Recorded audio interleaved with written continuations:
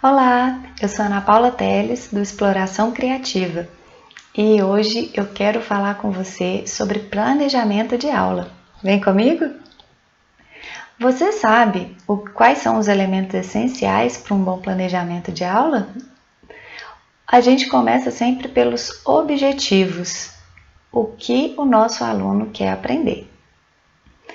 E quando eu falo dos objetivos, e o que os alunos precisam aprender, eu não estou pensando só nos conceitos, evolução, adaptação biológica, eu estou pensando também em outras dimensões do conteúdo, como as práticas. Então, os meus alunos vão participar de situações que envolvem argumentação, vão aprender a se posicionar, vão aprender a trabalhar colaborativamente, pensar nos valores, Então ele vai ser capaz de desenvolver empatia, a criticar a ideia, não a pessoa, Então, quando a gente pensa nos objetivos e nos conteúdos, a gente tem que expandir para além do conceito. Porque hoje a gente vive num mundo em que as demandas sociais elas são muito mais amplas, O conteúdo conceitual ele precisa ter uma aplicabilidade e precisa estar inserido nesse contexto de outros conhecimentos e de outros conteúdos. O segundo ponto é o sentido e a motivação que você vai dar para aquilo que você está falando. Então, a primeira coisa que você precisa se perguntar quando você pensar nesse aspecto do sentido e motivação é por que o seu conteúdo é importante, Esse conteúdo ele vai ajudar a resolver que tipos de problema na vida dos estudantes. Ele está conectado com um problema de importância pessoal para o estudante ou está relacionado com alguma causa que ele quer defender? Segundo a neurociência, quanto mais conectado com os interesses pessoais, eu já falei isso inclusive em outro vídeo, da questão da atenção, que o aluno vai dar atenção a coisas que estão relacionadas à preferência.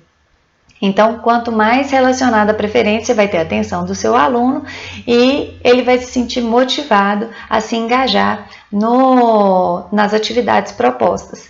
E a neurociência também fala que se esse conteúdo está conectado com uma causa maior, os alunos eles se dispõem a fazer inclusive tarefas que não são tão agradáveis assim, mas como existe uma causa maior, um propósito pelo qual eles estão fazendo aquilo, eles se engajam, eles se motivam a participar daquelas atividades. Então pense nisso, talvez você não vai fazer isso toda hora, mas quanto mais conexão o seu conteúdo tiver com a vida do seu aluno, que não seja simplesmente vou lá e faço a prova, maior disposição eles terão para se engajar. E quando você tem essas perguntas respondidas, você consegue pensar quais são as estratégias didáticas que você vai utilizar. Tem muita gente, com esse negócio de metodologias ativas que está pensando primeiro na metodologia que vai utilizar para depois pensar quais são os objetivos, qual que é o sentido e a motivação, invertendo a ordem das coisas. E isso pode ser um problema, porque pode gerar inclusive uma falsa ideia de que as metodologias elas não são úteis, elas não se aplicam no contexto da pessoa, mas é porque às vezes ela está invertendo a ordem das coisas. Então, se esse for seu caso, fique atento, Primeiro, atente-se aos objetivos e esse sentido e motivação, que são os propósitos daquilo que você vai ensinar. E depois que você pensa qual que é a melhor estratégia para atingir esses objetivos, Então, qual que vai ser o processo que seus estudantes vão passar para poder atingir esses objetivos. Lembrando que quanto mais autonomia, quanto mais protagonismo os estudantes estiverem, maior a possibilidade dessa aprendizagem ser duradoura, que é o nosso principal objetivo. Eu tenho falado isso frequentemente aqui no canal. E depois de escolher quais são as estratégias didáticas, a gente pensa em quais vão ser as formas de avaliação. Lembrando que é super importante essa avaliação ser coerente com o seu objetivo e com a sua estratégia. Não adianta você fazer uma estratégia de investigação, por exemplo, e avaliar através de uma prova que cobra só conceito, por exemplo. Não faz muito sentido, né? Existe uma necessidade de coerência entre a forma de avaliação e os objetivos. Então, fique bem atento a isso. Agora, se você está num contexto em que você não controla muito esse aspecto, né? Que, por exemplo, quando eu dei aula na escola particular, as provas já estavam datadas, né? E era só a única forma de avaliar era através de prova. Então, nesse contexto, uma estratégia seria você elaborar questões que tivessem um conteúdo mais relacionado à resolução de problema, que conectasse com as vivências que os alunos tiveram durante uma investigação, por exemplo, entendeu? Que o conteúdo conceitual tivesse também relacionado com outros conteúdos, como procedimentos, como valores. E aí a sua avaliação passa a ter um pouco mais de coerência, mesmo sendo essa avaliação tradicional, né, que é a prova.